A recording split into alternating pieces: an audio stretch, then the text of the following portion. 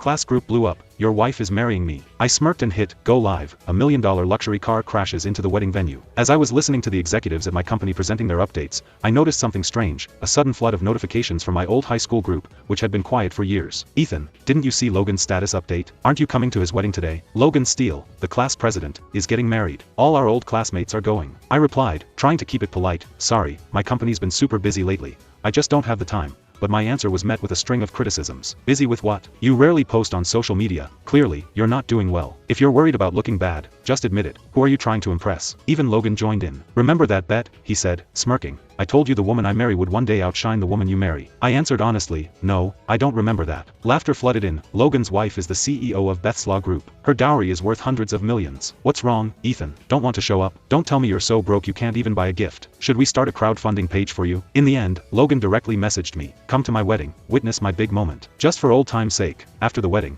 I'll even have my wife help you land a security job, he added, posting a photo of himself with his bride. What shocked me wasn't just the photo, it was the bride. She was my wife, Lily Harper. I replied, alright, I'll come to witness your happy day. Just then, I got a message from Lily herself. Honey, I'm going back home to visit my parents. I've left some food for you in the fridge. Heat it up when you're ready. Love you, babe. Over the past 3 years of our marriage, Lily had always been thoughtful, always preparing meals for me and taking care of me even when I was spending money recklessly. In the past, I would have appreciated her thoughtful gestures. Today, all I felt was insulted. After the meeting ended early, I drove straight to Logan's hometown for the wedding. From a distance, I saw a banner at the hotel entrance. Congratulations to Ms. Lily, CEO of Beth's Law Group, on her marriage. Beneath the banner, Logan, dressed in an expensive suit, stood waiting for his bride. A group of old classmates from high school surrounded him. Logan, we had no idea. You're dating the CEO of Beth's Law Group? Yeah, the famous entrepreneur, Ms. Lily. Man, you're something else, marrying such a rich and powerful woman. Even our old homeroom teacher chimed in, flattering Logan. Logan, I knew you'd succeed. That's why I picked you to be class president. Forget about the grades, you were always destined for greatness. Logan stood there, soaking up the praise, strutting around like a rooster. After we got married, Lily always said she wanted to start her own business. I had funded her ventures, luxury boutiques, salons, yoga studios, but none of them succeeded. But with every failure, she grew more determined, telling me she would one day become a CEO. I handed her the management of Beth's Law Group, a small subsidiary. What I didn't realize was that she would use it to flaunt her success, with Logan by her side. When the crowd saw me, those who had been praising Logan suddenly looked at me with disdain. One of Logan's friends walked up, eyeing my car. Ethan, did you really rent a Rolls to show off? Others laughed. So this is why you're here, driving a fancy car to pose? What a joke. Bet that rent cost you half your salary. You really think you can compete with Logan's wife? As they laughed, I calmly responded, this is my car. Logan strode toward me, his face twisted with rage. Without warning, he punched me in the face. This car, it's my wife's. So you're the one she's been sneaking around with behind my back, huh? You parasite, driving my wife's car to my wedding? How dare you? The sudden punch knocked me to the ground.